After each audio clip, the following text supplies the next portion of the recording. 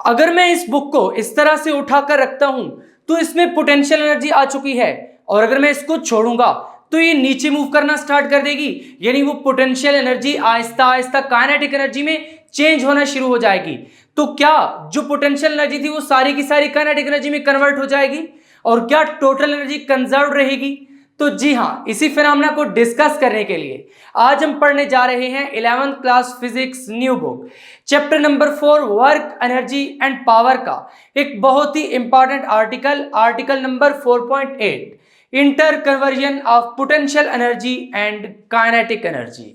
इससे पहले कि आज के इस लेक्चर को स्टार्ट करें, अगर अभी तक आपने फिजिक्स इनसाइड आउट को सब्सक्राइब नहीं किया तो जल्दी से सब्सक्राइब करके बेल आइकन के बटन को क्लिक कर दें, ताकि जैसे ही नेक्स्ट लेक्चर्स अपलोड हों आपको साथ के साथ नोटिफिकेशंस मिलते रहें और आप एग्जाम की बहुत ही अच्छे से तैयारी करके बहुत अच्छे मार्क्स ले सकें। तो चलिए आज के इस लेक्चर को स्टार्ट करते हैं। Interconversion of potential energy and kinetic energy वाले आर्टिकल को स्टडी करने से पहले लाजमी है कि आपको पोटेंशियल एनर्जी और काइनेटिक एनर्जी के बारे में अच्छे से मालूम हो। तो इसलिए अगर आपने पहले पोटेंशियल एनर्जी और काइनेटिक एनर्जी वाले लेक्चर्स नहीं सुने हुए तो मैं आपको ये सजेस्ट करूंगा कि आप उन लेक्चर्स को पहले सुन लीजिए। उनका लिंक आपको डिस्क्रिप्शन में मिल जाएगा और इसके साथ साथ कमेंट सेक्शन में भी मिल जाएगा, वहां से आप इजीली असेस कर सकते हैं। तो पहले टॉपिक का नाम समझना पड़ेगा। देखो, कह रहा है interconversion of potential energy and kinetic energy. Potential energy क्या होती है? अगर मैं इस मार्कर को यहां पर होल्ड करके रखता हूं तो ये रेस्ट पर है, लेकिन इसके पास पोटेंशियल एनर्जी है। किस तरह से? क्योंकि अगर मैं इसको छोड़ूंगा तो ये नीचे मूव करना स्टार्ट कर देगा, यानी ये कैपेबल है कि वर्क डन कर सकता है। जब मैं इसको यहां से लीव करूंगा तो ये नीचे आएगा। इसका मतलब है कि जब मैं इसको लीव करूंगा वो पोटेंशियल एनर्जी काइनेटिक एनर्जी में कन्वर्ट होती जाएगी। ऐसा ही होगा क्योंकि यहां पर ये रेस्ट पे था, इसके पास पोटेंशियल एनर्जी थी, लेकिन जब मैं छोड़ूंगा तो ये नीचे मूव करेगा। जब मूव करेगा तो moving body kinetic energy possess करती है। तो इसका मतलब है कि पोटेंशियल एनर्जी काइनेटिक एनर्जी में चेंज हो रही है। जब पोटेंशियल एनर्जी काइनेटिक एनर्जी में चेंज हो रही है तो हम कह सकते हैं कि पोटेंशियल एनर्जी काइनेटिक एनर्जी में कन्वर्ट हो रही है। जिस तरह पोटेंशियल एनर्जी काइनेटिक एनर्जी में चेंज होती है, इसी तरह कभी कभी काइनेटिक एनर्जी भी पोटेंशियल एनर्जी में चेंज होती है। तो इसलिए हमने टॉपिक की हेडिंग लगाई है इंटरकन्वर्जन, कि पोटेंशियल एनर्जी और काइनेटिक एनर्जी के दरमियान क्या होती है? इंटरकन्वर्जन होती है। इंटरकन्वर्जन को मजीद अच्छे तरीके से समझने के लिए यहां पर अगर मैं इसको लेकर आता हूं इस पोजीशन पर, तो मैंने क्या किया? इसकी पोजीशन चेंज की है। जब पोजीशन चेंज की है तो ऑब्वियसली इसके पास क्या आ गई है? Potential energy. जब मैं इसको छोड़ूंगा तो इस तरह मूव करेगा, यानी ऑसिलेट करेगा। तो इसका मतलब है कि यहां पर इसके पास पोटेंशियल एनर्जी थी, फिर ये एनर्जी किसमें बदली? काइनेटिक में। जब इसने मूव किया देन ये एनर्जी फिर से क्या बन गई? पोटेंशियल। एक्सट्रीम पोजीशन पर जाएगा तो फिर पोटेंशियल, दरमियान में काइनेटिक, इधर पोटेंशियल, फिर काइनेटिक, इधर पोटेंशियल, दरमियान में काइनेटिक, इधर potential, kinetic, potential, kinetic, potential. तो इसका मतलब है कि काइनेटिक और पोटेंशियल एक दूसरे में बदलती रहती हैं, इंटरकन्वर्जन होती रहती है। तो इसी वजह से आर्टिकल की हेडिंग लगाई है interconversion of potential energy and kinetic energy. Potential energy and kinetic energy की इंटरकन्वर्जन को समझने के लिए हमने एक सिनेरियो कंसीडर किया है, जिसमें ये एक बॉडी है जिसका मास स्मॉल m है, और ये बॉडी ग्राउंड से कुछ हाइट पर है जिसको हमने h कहा है। मान लीजिए ये बॉडी अभी पोजीशन a पर है, तो यहां पर हमने ये लिखा है consider a body of mass m at rest. ये जो बॉडी है ये रेस्ट पर है और इसका मास स्मॉल m है at a height h above the earth surface. देखें ये सरफेस ऑफ अर्थ है और ये कितनी हाइट पर है? h हाइट पर है। अभी ये बॉडी यहां पर है, रेस्ट पर है। जब इसको छोड़ा जाएगा तो ये बॉडी नीचे मूव करेगी। देखें अभी रेस्ट पर है, इसमें पोटेंशियल एनर्जी है कोई ना कोई। जब हम इसको लीव करेंगे तो ये नीचे मूव करेगी, यानी मोशन में आएगी। उसके बाद इसके पास काइनेटिक एनर्जी आ जाएगी। लेकिन अगर हम पोजीशन ए की बात करें तो यहां पर हमने पोटेंशियल एनर्जी और काइनेटिक एनर्जी लिखनी है, क्योंकि इंटरकन्वर्जन के बारे में हम पढ़ रहे हैं। तो ए पॉइंट हमने एक कंसीडर किया है, एक बी पॉइंट है और सी पॉइंट लोएस्ट पॉइंट है।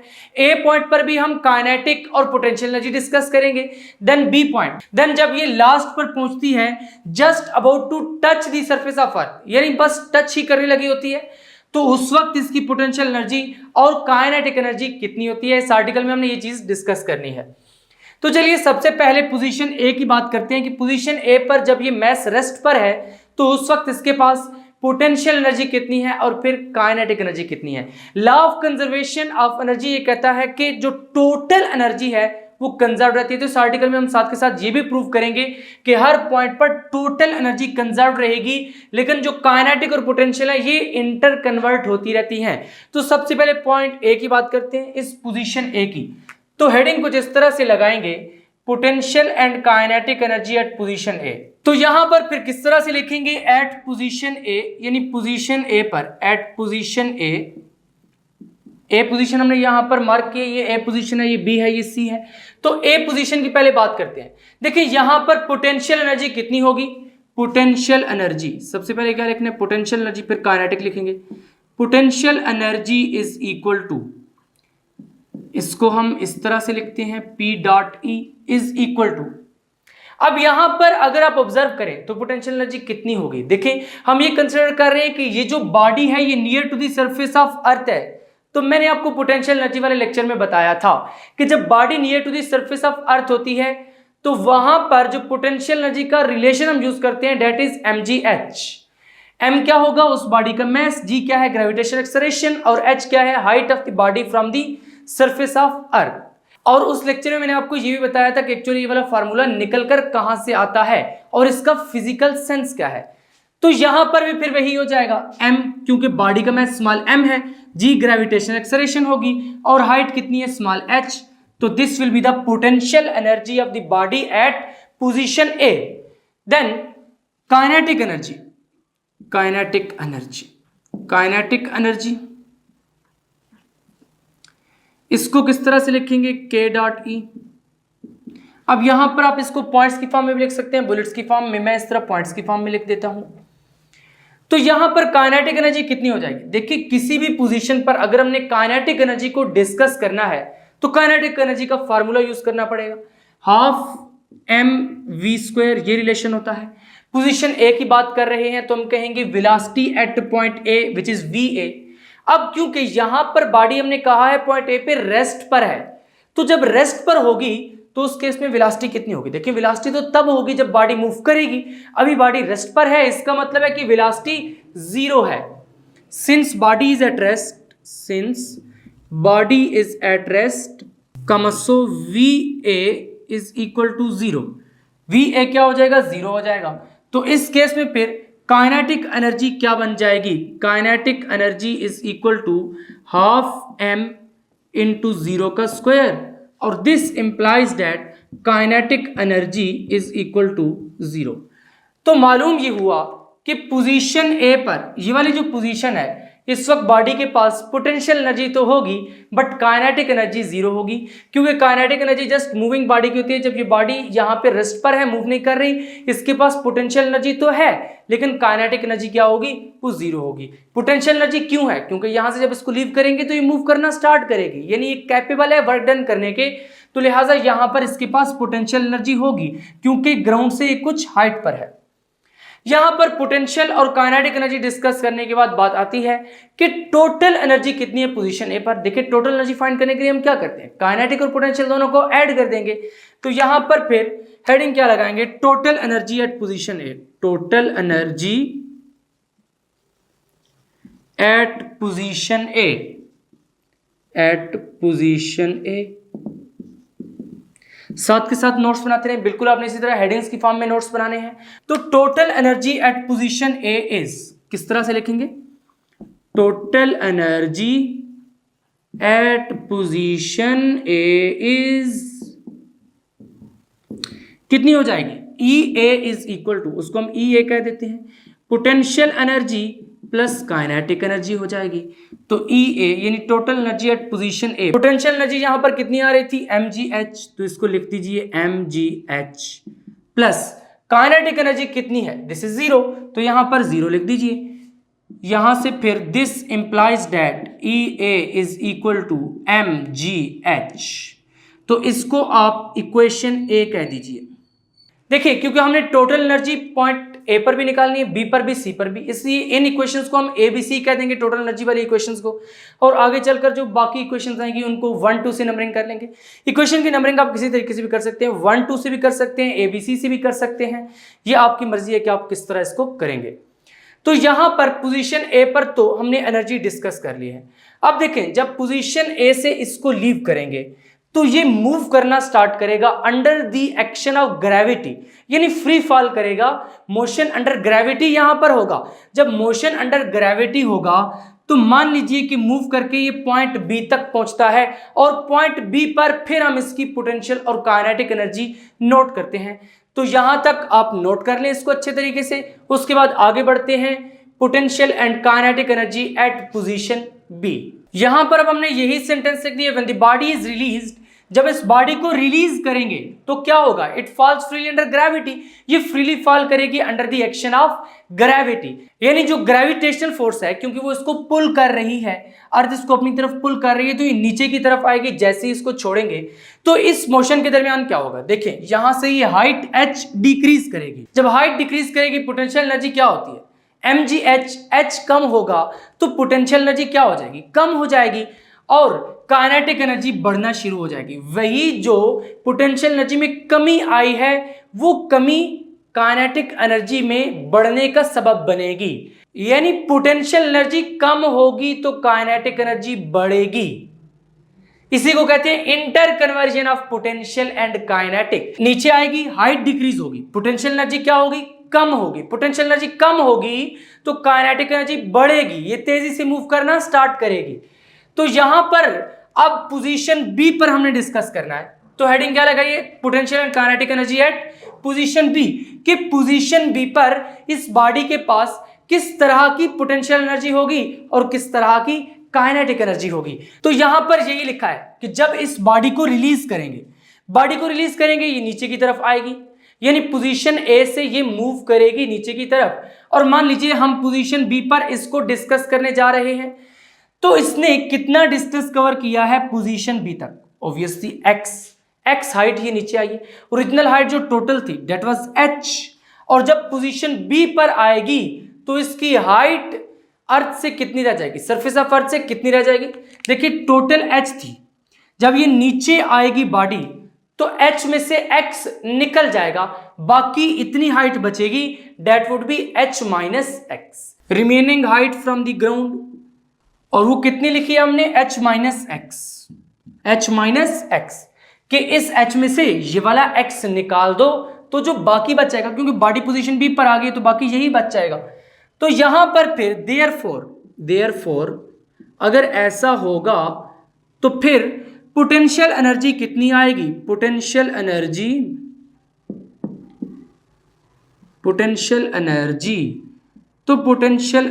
कितनी आएगी, mg। अब इसकी सरफेस ऑफ अर्थ से हाइट कितनी रह गई है, h minus x, potential energy का यही फार्मूला था, mg into height from the surface of अर्थ। तो अब जो सरफेस ऑफ अर्थ से हाइट रह गई है वो h माइनस एक्स है। तो नेक्स्ट पॉइंट हमने क्या डिस्कस करना है, काइनेटिक एनर्जी। तो क्या लिखेंगे, kinetic energy k dot E, ये नोटेशन है जस्ट काइनेटिक एनर्जी की, is equal to half mv square. Kinetic energy यहीं से निकालते हैं जैसे पहले मैंने आपको बताया है, हाफ mv स्क्वायर। तो यहां पर फिर वेलोसिटी कौन सी होगी, जो इस बी पॉइंट पर होगी, यानी vb वेलोसिटी होगी। अब यहां पर ये वेलोसिटी vb कितनी है, पहले va के बारे में तो हमने धड़ाम से कह दिया था, क्योंकि बॉडी रेस्ट पर थी तो va इज 0, लेकिन vb के केस में यहां पर पोजीशन बी से तो बॉडी मूव करके जा रही है, इसका मतलब है vb कोई ना कोई वेलोसिटी होगी। तो यहां पर फिर हमें vb कैलकुलेट करनी पड़ेगी, इसलिए इसको इक्वेशन नंबर 1 कह दें। vb की वैल्यू पहले फाइंड करते हैं और फिर इस इक्वेशन नंबर 1 में उसको सब्स्टिट्यूट कर देंगे। तो यहां से अब vb कैसे कैलकुलेट होगा, अगर हम कोई इक्वेशन ऑफ मोशन यूज कर लें तो बिल्कुल कर सकते हैं, क्योंकि यहां पर मोशन अंडर द ग्रेविटी है, g है, तो मोशन अंडर ग्रेविटी के केस में हमने 3 equations of motion already chapter number 2 में पढ़ी हुई हैं, जिनमें एक ही जगह पर क्या आता था, g आ जाता था। लेकिन मसला यह है कि अब यहां पर कौन सी इक्वेशन ऑफ मोशन यूज करेंगे, पहली इक्वेशन ऑफ मोशन यूज करेंगे, दूसरी करेंगे या तीसरी करेंगे, फर्स्ट, सेकंड और third, which equation of motion. तो यहां पर अगर देखें तो जब इसने चलना स्टार्ट किया था, मूव करना स्टार्ट किया था, तो उस वक्त इसकी वेलोसिटी कितनी थी? 0, यानी इनिशियल वेलोसिटी 0 थी। तो फाइनल पॉइंट बी पॉइंट हो जाएगा, यानी फाइनल वेलोसिटी फिर वीबी हो जाएगी। इनिशियल वेलोसिटी भी यहां पर मौजूद है, फाइनल वेलोसिटी मौजूद है। जो डिस्टेंस उसने कवर किया वो कितना है? x। पॉइंट बी तक आने के लिए जो डिस्टेंस कवर किया दैट इज x। अब हमारे पास डिस्टेंस भी है, फाइनल वेलोसिटी भी है, इनिशियल वेलोसिटी भी है, और साथ के साथ एक्सेलरेशन क्या है? Acceleration due to gravity g। तो यहां पर अगर आप थोड़ा सा माइंड यूज करें तो थर्ड इक्वेशन ऑफ मोशन बनती है, क्योंकि उसमें ये चारों वेरिएबल्स यूज होते हैं। एक्सेलरेशन भी उसमें मौजूद है, डिस्टेंस x भी मौजूद है, vf भी है, vi भी है। अब बात आती है कि फर्स्ट और सेकंड क्यों नहीं यूज करेंगे। देखिए फर्स्ट इक्वेशन ऑफ मोशन क्या है? vf is equal to vi plus at, उसमें t आ रहा है। Second equation of motion s is equal to vit plus half at square. तो यहां पर t नहीं है गिवन, अगर t लिखेंगे तो फिर t फाइंड करना पड़ेगा, वो फिर एक थोड़ा लंबा काम हो जाएगा। तो लिहाजा हम यहां पर करते इस तरह से हैं कि सीधी सीधी थर्ड इक्वेशन ऑफ मोशन को यूज करते हैं और यहां से आगे बढ़ते हैं। तो क्या लिखेंगे? Velocity vb at position b, velocity vb at position b can be calculated by using third equation of motion. तो यहां पर थर्ड इक्वेशन ऑफ मोशन लिख दीजिए 2as is equal to vf square minus vi square, यही है third equation of motion. अब यहां पर इनिशियल वेलोसिटी vi कितनी होगी? क्योंकि यहां से चलना स्टार्ट किया था, वो क्या हो जाएगी? 0 हो जाएगी। और उसके बाद vf कितनी होगी? पॉइंट बी ले रहे हैं हम, पोजीशन बी को डिस्कस कर रहे हैं, तो फाइनल वेलोसिटी vb हो जाएगी जिस तरह के यहां पर हमने लिखा है। उसके बाद acceleration due to gravity g हो जाएगा a, बाकी बचता है s। अब s कौन सा यूज करेंगे? देखिए जो डिस्टेंस कवर किया है, जब मैंने आपको थर्ड इक्वेशन ऑफ मोशन की डेरिवेशन करवाई थी वहां पर बताया था ये s क्या है? Distance covered by the body. अब कुछ स्टूडेंट्स के मन में आ रहा होता है कि हमने h माइनस एक्स क्यों नहीं पुट किया? भाई ये distance covered by the body नहीं है, यहां पर तो इसलिए यूज किया था कि mgh में h वो हाइट है जो सरफेस ऑफ अर्थ से होगी, लेकिन यहां पर s क्या है? Distance covered by the body. Body ने यहां से मूव करना स्टार्ट किया था, पोजीशन बी पर आई है, यानी कुछ डिस्टेंस कवर किया। वो डिस्टेंस कितना कवर किया है? x डिस्टेंस कवर किया है, तो इसलिए s किसके इक्वल हो जाएगा? x के इक्वल हो जाएगा। तो यहां पर फिर क्या लिखेंगे? Here a is equal to g, s is equal to x, vf is equal to vb and vi is equal to 0, क्योंकि इनिशियल वेलोसिटी यहां पर बॉडी रेस्ट पर थी तो 0 होगी। कॉमा सो इक्वेशन कौन से वाली इक्वेशन? ये वाली इक्वेशन 1 तुमने ऑलरेडी कहा हुआ है, फिर इसको 2 कह दें। कॉमा सो इक्वेशन 2 बिकम्स, तो इक्वेशन 2 क्या बन जाएगी? यहां से क्या बनेगा? 2g's की जगह पर x पुट करें is equal to vf square की जगह पर vb स्क्वायर माइनस vi की जगह पर क्या पुट करेंगे? 0, तो 0 का स्क्वायर हो जाएगा। दिस इंप्लाइज दैट, अब vb स्क्वायर कितना आ रहा है? 2gx के इक्वल, तो vb square is equal to 2gx। मैं इंप्लाइज डालकर स्टेप के आगे स्टेप कर रहा हूं, अपने स्टेप के नीचे स्टेप करना है। तो यहां पर फिर अब इस vb स्क्वायर की वैल्यू उठाकर इस इक्वेशन नंबर 1 में पुट कर देते हैं, तो काइनेटिक एनर्जी मिल जाएगी। Putting this value of vb square in equation 1, equation number 1 में, इन इक्वेशन 1, तो फिर इक्वेशन 1 क्या बन जाएगी? Kinetic energy is equal to half m, vb square की जगह पर क्या पुट करना है? 2gx, तो पुट कर दीजिए 2gx। This implies that kinetic energy is equal to, तो यहां से 2 और 2 कैंसिल हो जाएंगे। जब 2 और 2 कैंसिल होंगे तो बाकी क्या बच जाएगा? mgx, तो लिख दीजिए mgx। तो इसका मतलब है कि यहां पर काइनेटिक एनर्जी की वैल्यू क्या आई है? mgx, और पोटेंशियल एनर्जी क्या थी? mg into h minus x. ये पोजीशन बी की बात हो रही है। अब जिस तरह हमने पोजीशन ए के लिए टोटल एनर्जी कैलकुलेट की थी, इसी तरह हमने पोजीशन बी के लिए भी टोटल एनर्जी कैलकुलेट करनी है। और टोटल एनर्जी किस तरह से कैलकुलेट करेंगे? इस पोटेंशियल एनर्जी और काइनेटिक एनर्जी को आपस में ऐड करेंगे। तो पोटेंशियल एनर्जी और काइनेटिक एनर्जी की वैल्यूज उठा के यहां पर रफ साइड पे लिख लेते हैं, क्योंकि यहां से इसको रेज करना पड़ेगा आगे प्रोसीड करने के लिए। यहां पर अब हेडिंग लगा दी है total energy at position B, तो total energy at position B कितनी हो जाएगी? Total energy at position B is, तो टोटल एनर्जी को बी से रिप्रेजेंट करेंगे जो कि पोजीशन बी पर होगी। ये किसकी इक्वल है? Potential energy plus kinetic energy. This implies that EB is equal to, potential energy की वाली वैल्यू पुट कर दीजिए mg into h minus x,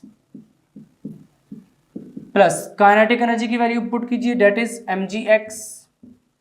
अब इसको फर्दर सॉल्व करें तो EB is equal to mgh minus mgx, देखिए mg को अंदर मल्टीप्लाई कर दे दोनों टर्म्स के साथ, plus mgx। This implies that EB is equal to, यहां से माइनस mgx और प्लस mgx ये मिलकर क्या हो जाएंगे? जीरो हो जाएंगे या फिर कैंसिल हो जाएंगे, जो आप कह लें। mgh बाकी रह जाएगा। तो EA जो आई थी वो क्या आई थी? mgh। EB कितनी आई है? This is also mgh। यानी टोटल एनर्जी कंजर्व रहती हुई नजर आ रही है, और law of conservation of energy यही कहता है कि टोटल एनर्जी हमेशा कंजर्व रहती है। Law of conservation of energy की डेफिनेशन तो आपने बार बार छोटी क्लासेस में पढ़ी हुई है, प्राइमरी लेवल पर, मिडिल लेवल पर, देन मैट्रिक में भी, कि energy can neither be created nor be destroyed but it changes from one form to another form. यानी पोटेंशियल से काइनेटिक, काइनेटिक से पोटेंशियल तो हो सकती है, लेकिन टोटल एनर्जी क्या रहेगी? That would be conserved, always conserved. तो यहां पर भी आपने देखा कि EB mgh की इक्वल आई है और EA भी mgh की इक्वल आ रही थी। अब EA वाली इक्वेशन को हमने क्या नाम दिया था? इक्वेशन A का, तो इसको इक्वेशन B का नाम दे दीजिए, और फिर जो EC आएगी उसको हम इक्वेशन C का नाम दे देंगे। अब नेक्स्ट हमें डिस्कस करना है कि पॉइंट C पर, पॉइंट C कौन सा पॉइंट है? जस्ट जब बॉडी ग्राउंड को हिट करने लगती है, एन ग्राउंड को हिट करने के वक्त जो उसकी पोजीशन होती है that is the position C। तो पोजीशन C पर काइनेटिक एनर्जी कितनी होगी, पोटेंशियल एनर्जी कितनी होगी, उसको पहले हमने डिस्कस करना है। तो यहां पर हेडिंग लगाएंगे potential energy and kinetic energy at position C। तो नेक्स्ट हेडिंग यहां पर लगा दिए potential energy and kinetic energy at position C, यानी पोजीशन C पर बॉडी के पास कितनी पोटेंशियल एनर्जी और कितनी काइनेटिक एनर्जी होगी एट लोएस्ट पोजीशन। देखिए ये सबसे लोएस्ट पोजीशन है, lowest position C just before body strikes the ground, यानी n जब बॉडी ग्राउंड को स्ट्राइक करने लगती है, जब उसकी हाइट ऑलमोस्ट जीरो हो जाती है ग्राउंड से, तो उस केस में फिर पोटेंशियल एनर्जी कितनी हो जाएगी? Potential energy is equal to, देखिए पोटेंशियल एनर्जी जीरो हो जाएगी, mg इंटू h कितना है? जीरो। जब h को जीरो करेंगे तो पोटेंशियल एनर्जी क्या हो जाएगी? जीरो हो जाएगी, डायरेक्टली जीरो लिख दीजिए। नेक्स्ट क्या है? Kinetic energy. Kinetic energy is equal to, kinetic energy का रिलेशन क्या है? Half mv square vc square. हमने यहां पर क्या कहा है कि just before hitting the ground, just before strikes the ground, यानी n जब वो ग्राउंड को हिट करने लगती है वहां पर हम एनर्जी को डिस्कस कर रहे हैं। तो kinetic energy half mvc square है। अब vc भी ऑब्वियसली जीरो तो नहीं होगा क्योंकि अभी वो मूव कर रही है, ग्राउंड को जस्ट हिट करने लगी है। तो vc फिर कितनी हो जाएगी? यहां पर हमने ये देखना है।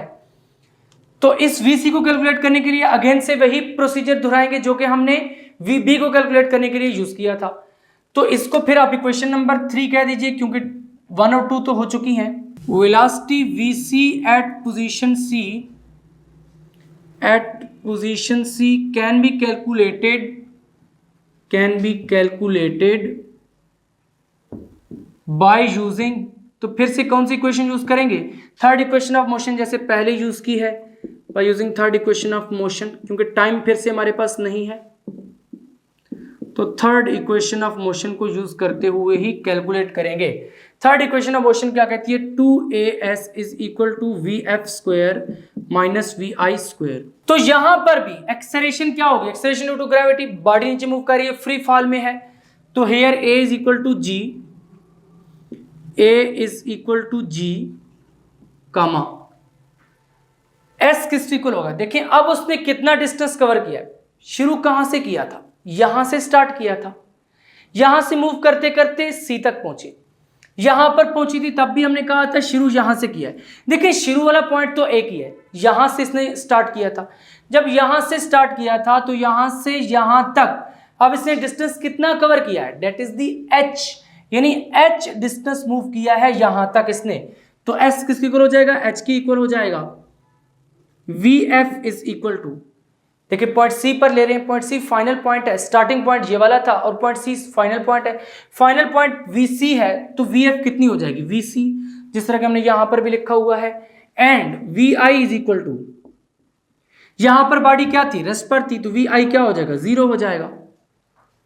तो इस केस में फिर इसको आप इक्वेशन नंबर 4 कह दीजिए, कमसो इक्वेशन 4 बिकम्स, तो इक्वेशन 4 क्या बनेगी, 2GH, ए की जगह पर G, S की जगह पर H is equal to VC square minus 0 का स्क्वायर, तो this implies that VC square is equal to 2GH।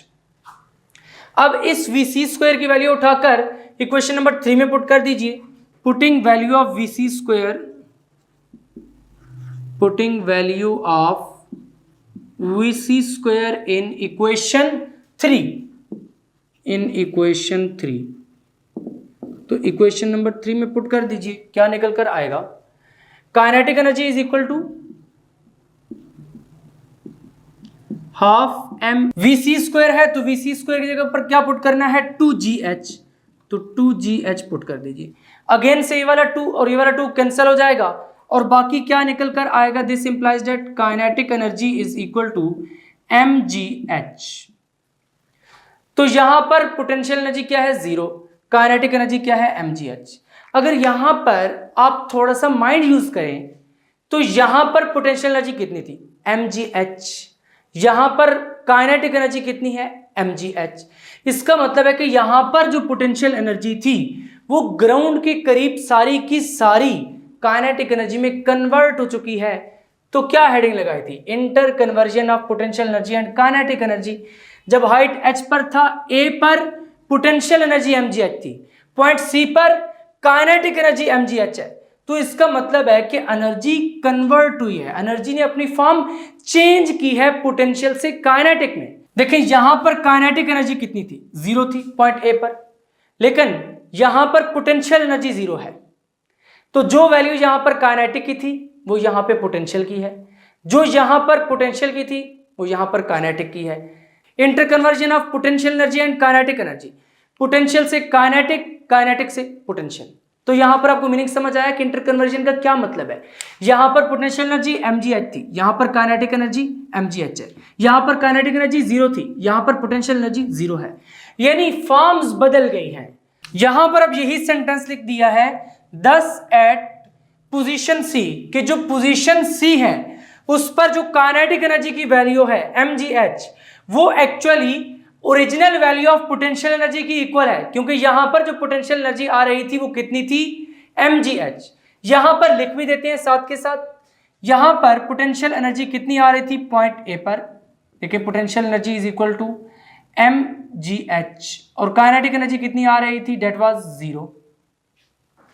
और यहां पर जो पोटेंशियल एनर्जी है वो कितनी आ रही है, पोटेंशियल एनर्जी 0, और काइनेटिक एनर्जी कितनी आ रही है, डेट इज mgh, जो कि हमने यहां पर निकाली है पॉइंट C पर। और इस पॉइंट B पर काइनेटिक एनर्जी और पोटेंशियल एनर्जी की क्या वैल्यूज थी, देखिए पॉइंट B पर पोटेंशियल एनर्जी की वैल्यू थी mg into h minus x, और काइनेटिक एनर्जी की क्या वैल्यू थी, डेट वाज mgx।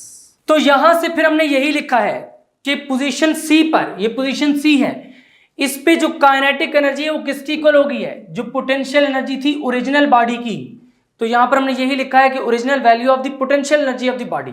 अगर यहां पर आप ऑब्जर्व करें, काइनेटिक 0 थी, जैसे जैसे नीचे आ रहा है पोटेंशियल में से कुछ माइनस हो गया है और काइनेटिक 0 से बढ़ना स्टार्ट हो गया है, लास्ट पे जाकर पहुंच के पोटेंशियल 0 हो चुकी है और काइनेटिक मैक्सिमम हो चुकी है।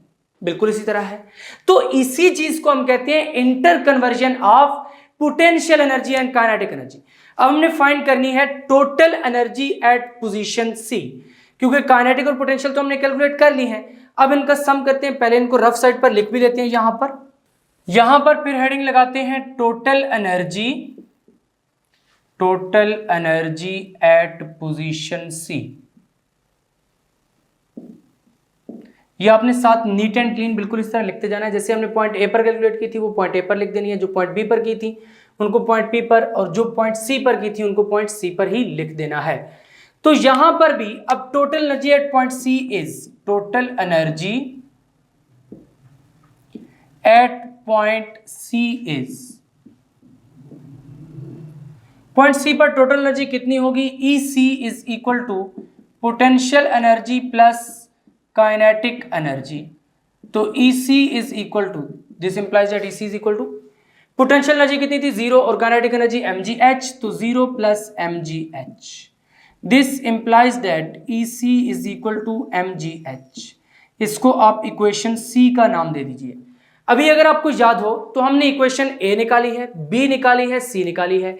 इक्वेशन ए में total energy at position A discuss की थी, इक्वेशन बी में total energy at position B, और इक्वेशन सी में total energy at position C discuss की है। तो ए बी सी तीनों में जो एनर्जी की वैल्यू आ रही है टोटल एनर्जी की, वो कितनी आ रही है mgh। अगर आप साथ के साथ नोट्स बना रहे हैं तो उन इक्वेशंस को जरा देखिए, इक्वेशन ए बी और सी तीनों में mgh ही आ रही है। तो इसका मतलब यह है कि पोटेंशियल और काइनेटिक ने तो अपनी फॉर्म्स चेंज की हैं, पोटेंशियल काइनेटिक में, काइनेटिक पोटेंशियल में, लेकिन टोटल एनर्जी क्या रही है, वो कंजर्व्ड रही है from point A to C. तो किस तरह से लिखेंगे, from equations A B and C it can be concluded that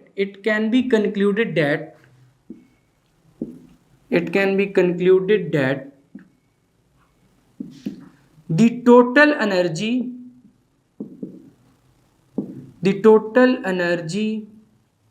at every position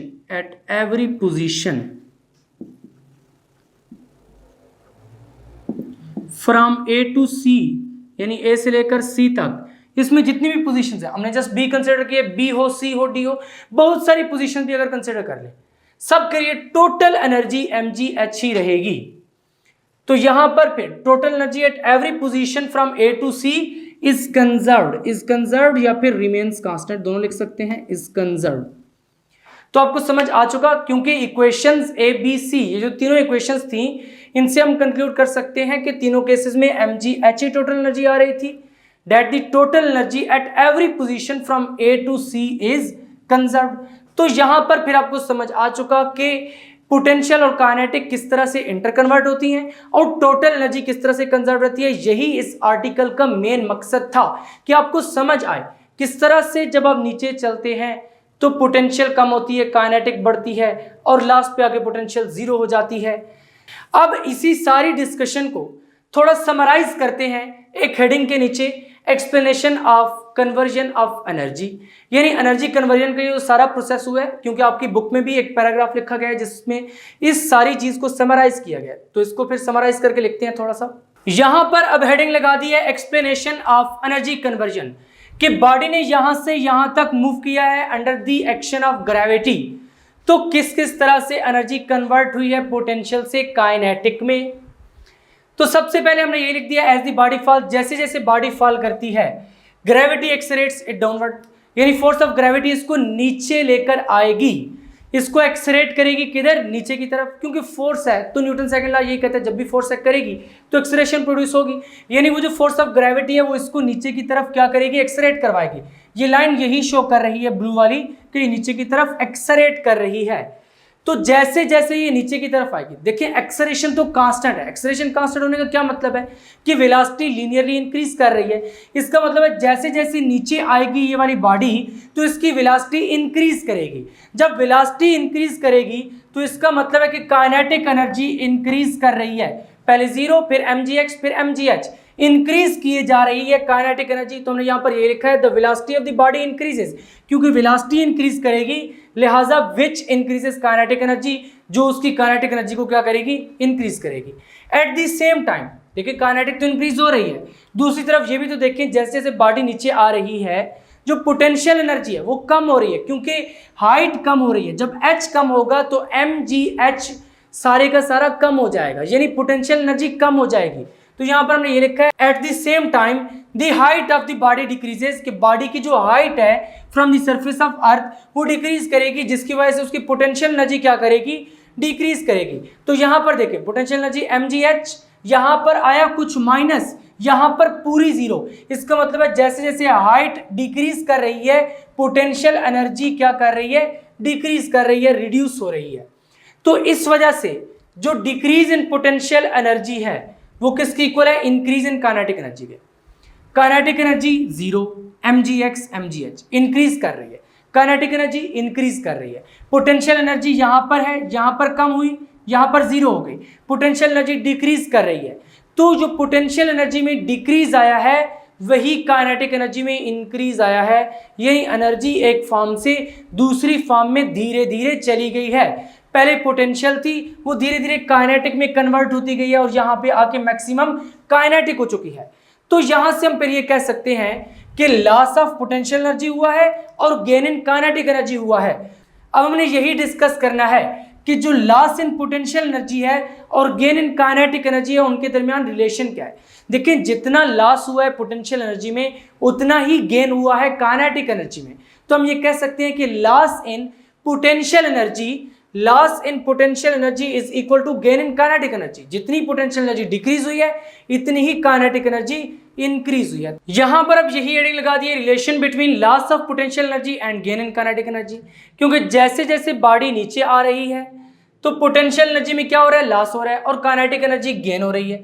इससे हमने यहां पर ये डायग्राम बनाई है कि यहां से यहां तक ये हाइट h1 है और यहां से यहां तक ये हाइट क्या है, h2, और यहां से यहां तक वेलोसिटी v1 और यहां से यहां तक वेलोसिटी v2।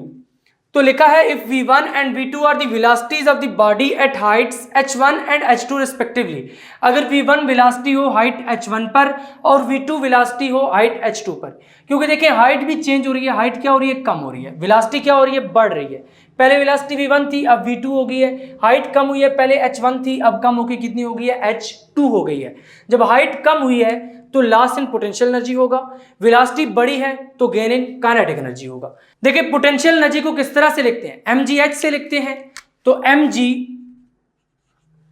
पहले हाइट h1 के लिए लिखेंगे h1, फिर डिक्रीज होके h2 हुई है, h1 ज्यादा है h2 कम है तो माइनस mgh2।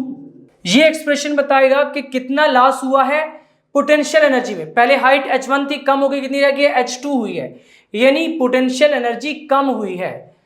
तो यहां से गेन इन काइनेटिक एनर्जी, क्योंकि वेलोसिटी बढ़ी है तो काइनेटिक एनर्जी क्या हुई है, गेन हुई है। काइनेटिक एनर्जी क्या होती है, हाफ mv², और वेलोसिटी पहले कम थी फिर ज्यादा हुई है तो ज्यादा वाली लिखेंगे v2² माइनस कम वाली अंदर से माइनस कर देंगे, किस तरह से, हाफ mv²। तो v1 कम है तो इसको बाद में लिख लेंगे। तो ये क्या देगा, गेन इन काइनेटिक एनर्जी, ये क्या देगा, लॉस इन पोटेंशियल एनर्जी।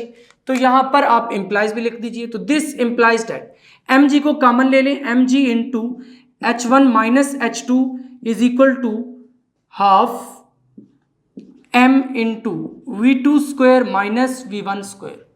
तो यहां से फिर ये रिलेशन आ चुका है, loss in potential energy is equal to gain in kinetic energy. किस तरह से लॉस हुआ है और किस तरह से गेन हुआ है, मैथमेटिकली भी हमने उसको एक्सप्रेस कर दिया है। लेकिन यहां पर जरा रुकें, जब हम इसके मोशन को डिस्कस कर रहे हैं नीचे से एयर भी तो इसको धकेल रही है, एयर रेजिस्टेंस, उसका तो हमने पूरे आर्टिकल में जिक्र ही नहीं किया। तो रियल लाइफ में तो एयर प्रेजेंट होती है, जब एयर प्रेजेंट होगी तो फ्रिक्शन, एयर फ्रिक्शन या एयर रेजिस्टेंस भी प्रेजेंट होगी। जब एयर रेजिस्टेंस प्रेजेंट होगी तो हमें रिलेशन में एयर रेजिस्टेंस को भी इन्वॉल्व करना पड़ेगा। यहां पर तो एयर रेजिस्टेंस का कोई हमें फैक्टर नजर नहीं आ रहा कि जो वर्क डन हुआ है अगेंस्ट द एयर रेजिस्टेंस।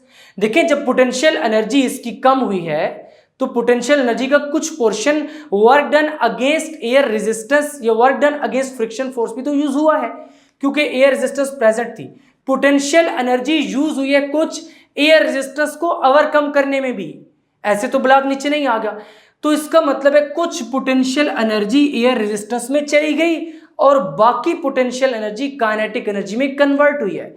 तो इसका मतलब यह है कि ये वाला जो रिलेशन है ये सिर्फ उस वक्त होल्ड करेगा जब एयर रेजिस्टेंस प्रेजेंट नहीं होगी। जब एयर रेजिस्टेंस प्रेजेंट होगी तो फिर रिलेशन में हमें कोई तब्दीली लानी पड़ेगी। This result is true only, this result is true only when frictional force is not considered, when frictional force is not considered, क्योंकि जब हमने इस रिलेशन को निकाला है तो उस वक्त हमने फ्रिक्शनल फोर्स को कंसिडर नहीं किया। जब फ्रिक्शनल फोर्स को कंसिडर करेंगे तो इस इक्वेशन में चेंजेस आ जाएंगी, तब्दीली आ जाएगी। तो चलिए अब इस इक्वेशन में तब्दीली लेकर आते हैं। तो यहां पर अब इफेक्ट ऑफ फ्रिक्शनल फोर्स क्या नहीं लगा दी है कि जब फ्रिक्शनल फोर्स भी इन्वॉल्व हो जाएगी तो इक्वेशन चेंज हो जाएगी। किस तरह से? If a frictional force F acts during downward motion, कि जब फ्रिक्शनल फोर्स एफ एक्ट करेगी डाउनवर्ड मोशन में, ऑब्वियसली जब ये डाउनवर्ड मूव करेगा तो एयर रेजिस्टेंस प्रेजेंट होगी जिसकी वजह से फ्रिक्शनल फोर्स एक्सपीरियंस करेगा, और वो फ्रिक्शनल फोर्स जब आप इन्वॉल्व करेंगे तो इक्वेशन चेंज हो जाएगी। और प्रैक्टिकली क्योंकि near to the surface of earth में इसको डिस्कस कर रहे हैं, और near to the surface of earth क्योंकि एयर प्रेजेंट है तो एयर की प्रेजेंस में जो इक्वेशन हमने लिखी थी वो चेंज हो जाएगी। किस तरह से? Then some portion of potential energy is used in doing work. देखें यहां पर इसके पास मैक्सिमम पोटेंशियल एनर्जी थी, जब इसने मूव करना स्टार्ट किया आगे एयर रेजिस्टेंस भी प्रेजेंट है, कुछ पोटेंशियल एनर्जी का पोर्शन एयर रेजिस्टेंस के अगेंस्ट वर्क डन करने के लिए यूज हो जाएगा, या फिर फ्रिक्शनल फोर्स के अगेंस्ट, उसी को हम फ्रिक्शनल फोर्स कह रहे हैं, फ्रिक्शनल फोर्स के अगेंस्ट वर्क डन करने में यूज हो जाएगा। तो फिर बाकी पोटेंशियल एनर्जी जो है वो काइनेटिक एनर्जी में कन्वर्ट हो जाएगी। तो पहले हमें यहां पर वो वर्क डन निकालना पड़ेगा जो अगेंस्ट द फ्रिक्शनल फोर्स हुआ है। तो किस तरह से निकालेंगे? Work done against friction, work done against friction. तो फ्रिक्शनल फोर्स को हमने क्या कहा है? डेट इज एफ, और जो डिस्टेंस इसने पूरा कवर किया डेट इज हाइट एच, तो उसको हम एच कह देते हैं। जनरली हमने इसको एच कहा हुआ था। H1 H2 तो जस्ट इसलिए बनाई थी ताकि वो पिछले वाला रिलेशन हम डिराइव कर सके, mg into H1 minus H2 वाला। तो यहां पर जनरली एच ले रहे हैं, एफ एच हो जाएगा। वर्क डन अगेंस्ट फ्रिक्शन, तो यहां पर जब कुछ पोटेंशियल एनर्जी यूज हो गई है फ्रिक्शन के अगेंस्ट वर्क डन करने में, तो बाकी पोटेंशियल एनर्जी कितनी बचेगी? रिमेनिंग पोटेंशियल एनर्जी, देखिए टोटल जब बॉडी यहां पर प्रेजेंट थी टोटल पोटेंशियल एनर्जी कितनी थी? mgh थी उसकी, जब पॉइंट ए पर थी तो mgh, उसमें से ये वाली निकल जाएगी। कुछ पोटेंशियल एनर्जी यूज हो गई है वर्क डन अगेंस्ट फ्रिक्शन में, यानी फ्रिक्शन के अगेंस्ट वर्क डन करने में कुछ पोटेंशियल एनर्जी यूज हो गई है, तो इसको माइनस कर देंगे तो बाकी ये वाली पोटेंशियल एनर्जी रह गई है। अब ये पोटेंशियल एनर्जी काइनेटिक एनर्जी में कन्वर्ट हो जाएगी क्योंकि उसका कुछ portion work done against friction में यूज हो गया, तो उसको हम माइनस कर देंगे, बाकी ये वाली पोटेंशियल एनर्जी बचेगी, और जो बाकी पोटेंशियल एनर्जी बचेगी वो क्या बन जाएगी? Kinetic energy. तो यहां पर फिर यही लिख देते हैं, this remaining potential energy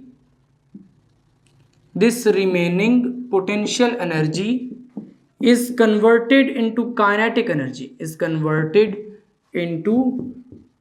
energy, comma so। तो ये थी remaining potential energy mgh minus fh is equal to, तो जनरली जब काइनेटिक एनर्जी को लिखेंगे तो वो कितना लिखेंगे? हाफ mv स्क्वायर, यही होती है काइनेटिक एनर्जी। इसका मतलब है कि पोटेंशियल एनर्जी का कुछ part work done against friction में यूज हुआ है, अगर उसको निकाल दें तो बाकी जो पोटेंशियल एनर्जी बचती है वो काइनेटिक एनर्जी के तौर पर अपीयर हो जाएगी। दिस इंप्लाइज दैट, यहां से अगर पोटेंशियल एनर्जी को एक साइड पर ही रखें, mgh is equal to kinetic energy half mv square, और इस fh को इधर लेकर आए, इधर माइनस है, इधर आगे क्या हो जाएगा? Plus fh। तो कुछ इस तरह से इक्वेशन निकल कर आई है, यानी जो पोटेंशियल एनर्जी है वो टू पार्ट्स में डिवाइड हो गई है, कुछ काइनेटिक एनर्जी और कुछ वर्क डन अगेंस्ट फ्रिक्शन। जब उन दोनों को मिलाएंगे तो क्या बन जाएगी? Potential energy. तो बहुत ही आसान सा कंसेप्ट था। यहां पर फिर हम लिख देते हैं 10। जब बॉडी नीचे आएगी पोटेंशियल एनर्जी क्या होगी? कम होगी, loss in potential energy, 10 loss in potential energy is equal to, नीचे आएगी तो क्या होगी? काइनेटिक एनर्जी गेन होगी, यहां पर काइनेटिक एनर्जी का फैक्टर है, is equal to gain in kinetic energy plus FH किसके इक्वल है? वर्क डन अगेंस्ट फ्रिक्शन, तो लिख दीजिए plus work done against friction. और अगर इसी को हम कन्वर्सली लिखें, पहले बॉडी को हम ऊपर से नीचे लेकर आए हैं, अगर बिलफर्ज ऐसा केस बन जाए कि बॉडी को नीचे से ऊपर लेकर जाना पड़ जाए तो उस केस में फिर हम लिखेंगे कन्वर्सली। देखिए नीचे से ऊपर लेकर जाएंगे तो फिर क्या होगा? Gain in potential energy, height बढ़ेगी तो पोटेंशियल एनर्जी क्या होगी? गेन होगी। लेकिन लॉस किस में होगा? काइनेटिक एनर्जी में। तो फिर क्या लिखेंगे? Loss in kinetic energy. यहां पर पहले लॉस की बात करनी है, जिस भी एनर्जी में लॉस होगा वो यहां पर लिखेंगे लॉस इन काइनेटिक एनर्जी है, तो काइनेटिक एनर्जी लिखेंगे इज इक्वल टू, जब काइनेटिक एनर्जी में लॉस होगा तो याद रखें पोटेंशियल एनर्जी में गेन होगा, क्योंकि टोटल एनर्जी सिर्फ उसी वक्त कंजर्व रह सकती है जब एक एनर्जी बढ़े तो दूसरी कम हो। अगर दोनों बढ़ जाएंगी तो टोटल एनर्जी फिर कंजर्व नहीं रह सकती, और अगर टोटल एनर्जी कंजर्व नहीं रहेगी तो ये सारे का सारा जो आपका प्रोसीजर है ये वायोलेट कर जाएगा law of conservation of energy को। और law of conservation of energy एक यूनिवर्सल लॉ है, ये वायोलेट नहीं हो सकता, ये हर जगह पर होल्ड करता है। तो यहां पर भी अगर law of conservation of energy hold करे तो फिर जब पोटेंशियल एनर्जी कम होगी तो काइनेटिक एनर्जी बढ़ेगी, जब काइनेटिक एनर्जी बढ़ेगी तो पोटेंशियल कम होगी, या फिर पोटेंशियल बढ़ेगी तो काइनेटिक कम होगी। यहां पर जब काइनेटिक में लॉस हुआ है तो ऑब्वियस सी बात है कि पोटेंशियल बढ़ेगी, तो क्या लिखेंगे? Gain in potential energy, gain in potential energy. साथ में फ्रिक्शन वाला फैक्टर इसी तरह आ जाएगा, क्योंकि ऊपर लेकर जाएंगे तब भी तो एयर फ्रिक्शन प्रेजेंट होगी, तो एयर रेजिस्टेंस का फैक्टर इन्वॉल्व करने के लिए वही फिर से वर्क डन अगेंस्ट फ्रिक्शन, तो लिख दीजिए प्लस वर्क डन अगेंस्ट